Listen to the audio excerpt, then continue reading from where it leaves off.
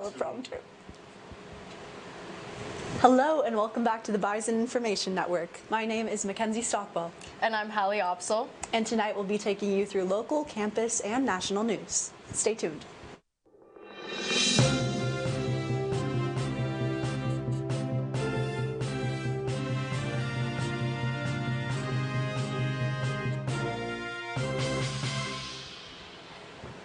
Dr. Ramona Klein will be visiting campus next Friday to share her childhood experiences at the Fort Totten Indian Boarding School.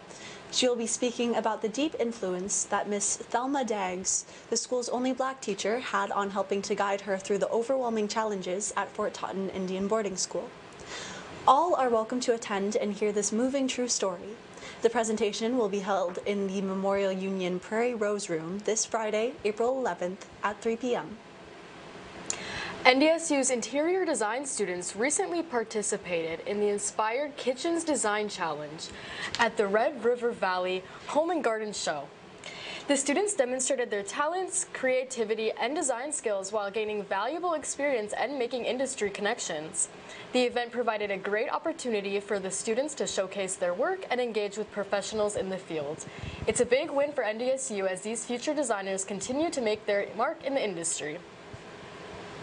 This week, it's once again time to vote and decide who represents us and helps us to continue growing as a university. Fellow Jarvis and Kundik are going head-to-head in the student government elections. These are the two presidential campaigns running to represent NDSU.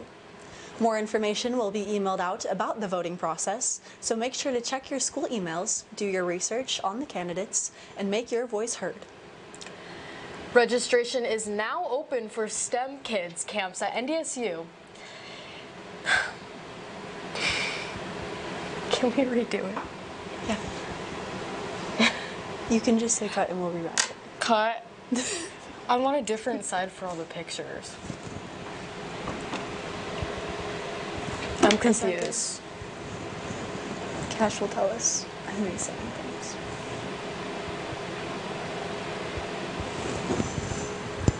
Does he want us to just keep going? He wants to keep going.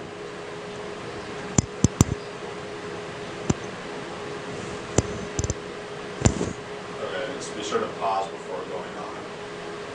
So it's...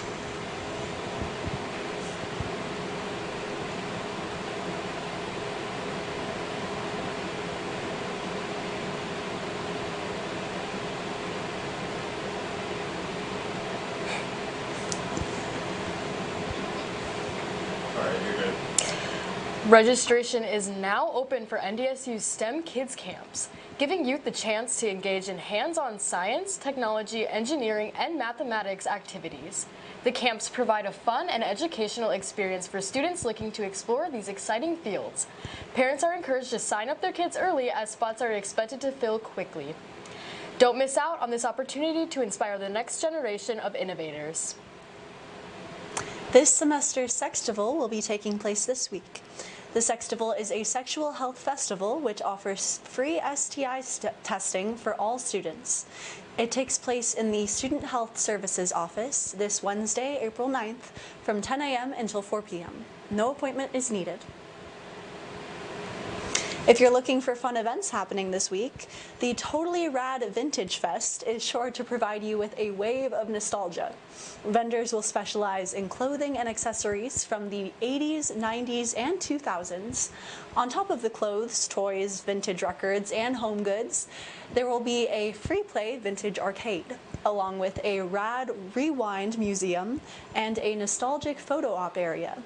This Vintage Fest will take place in the Veterans Memorial Arena from 10 until 5 on April 12th and 13th.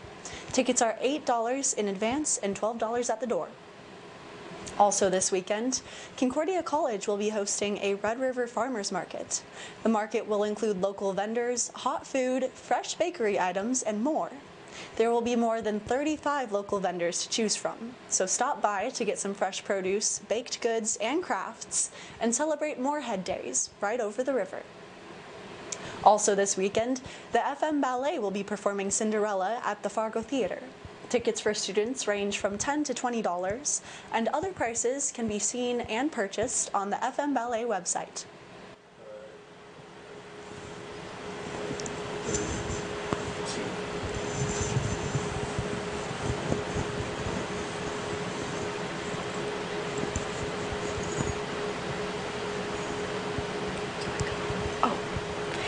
Fargo police are investigating an unattended death after a body was found in a ditch on 64th Avenue South early on April 2nd. Preliminary reports suggest the incident may have been a suicide, but an autopsy is pending to confirm the cause of death. No foul play is suspected. Coming up, make sure to stick around for more national news and more. There are so many great things to experience at NDSU. It's hard to pick one, but my favorite is the people. They make it such a warm place. The Bison aren't just across the country, they're across the globe. It's the perfect distance from home. The faculty are our biggest cheerleaders. Hands-on research experience. The affordable tuition.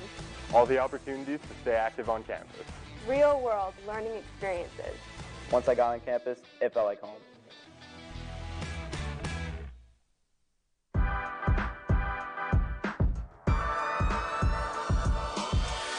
My name is Addie Stewart, and I graduated from NDSU in the Department of Communication in 2018. My degree was in strategic communication, and I'm the communications specialist for the city of West Fargo. That includes social media, press releases, breaking news, interviews, media relations, and more. I went into communication because I wanted to do something I was passionate about. There were so many opportunities. I knew I could work for nonprofits, government, small business, agency work. Professors in the department definitely impacted me a lot in my life, making sure that once I graduated college, I knew I could get a job here just because of the connections in the department and the great morale that was in Fargo. Future students should definitely come to NDSU because it's a degree like no other here.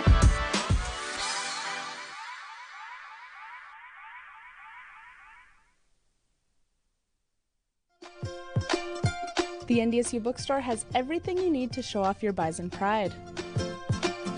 The bookstore can have you sporting green and gold wherever you go. It offers many different brands, sizes, styles, and selection so that you find exactly what you're looking for. Shop the NDSU bookstore and show your spirit today.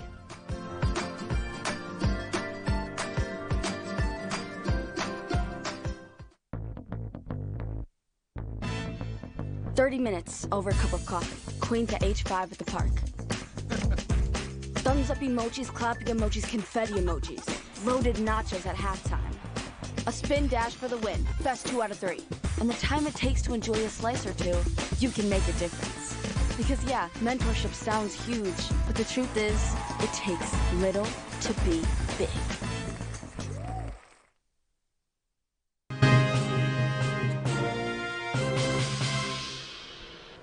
Hello, Bison Nation. My name is Henry, filling in for Percy today, and here's a look at your weather for the week.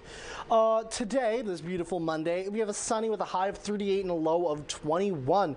Precipitation's at 0%, humidity at 47%, and wind at 8 miles an hour. So it's a little chilly. That's a far cry for what's happening this week. This week, we are seeing a lot of really warm weather. Tuesday or tomorrow is going to be 29, 34, sunny, and we're seeing sun all weekend. Temperatures getting up to the high 60s into 70s. Wednesday, 69, 37. Thursday, 54, 31. Friday, 61, 41. Saturday, 68, 45, and Sunday, 65, 61, with sunny to partially cloudy to mostly cloudy skies throughout those days. Across the nation, we're seeing a lot of these warmer temperatures, especially coming up from the southwest into more the northwestern area, while the northeast kind of just stays colder than usual. As you can see, 41, 46 in Detroit, 46 in Buffalo, 41 in Boston. While on this side of the country, it's warming up. Seattle, 55. Sacramento, or San Francisco, sorry, 61. We're seeing a lot of warm temperatures across the board. With that, I'd have to say that's the end of my report. We're going to go back to watch some more news in the studio. Take it away. In recent months, Tesla vehicles across the United States and Europe have become the target of an alarming rise in vandalism and destructive incidents. The attacks have come at a time when the electric car manufacturer is facing mounting challenges related to its sales performance, political controversies surrounding CEO Elon Musk, and safety concerns about its vehicles. More in national news, a nationwide hands-off protest was held on Saturday, April 5th. This protest is a direct response to the effects of the Trump administration's policies, which have affected many Americans negatively. The handling of Social Security benefits, layoffs across the federal workforce, attacks on consumer protections and anti-immigrant policies, along with attacks on transgender people, are the main topics of the hands-off movement. The protests are also against Elon Musk's involvement in the federal government. By last Wednesday, more than 1,100 rallies, visibility events, and meetings were scheduled in all 50 states. Advocacy organizations such as the Center for LGBTQ Economic Advancement and Research, Declaration for American Democracy, the Human Rights Campaign, Indivisible, and Planned Parenthood are all partnering to support these protests. The protest in Fargo began at 4 p.m. Saturday on the Veterans Memorial Bridge between Fargo and Moorhead. A federal judge has dismissed the corruption case against New York City Mayor Eric Adams. The case, which accused him of involvement in corrupt activities, was dropped after new leadership at the Justice Department orders prosecutors to end the investigation. The decision caused public debate and led to the resignation of several prosecutors involved. With the case now closed, Adams remains in office, but the decision is expected to continue making headlines. That's all for news this week. Once again, I am Mackenzie Stockwell. And I'm Halle Tell. And this has been the Bison Information Network's report.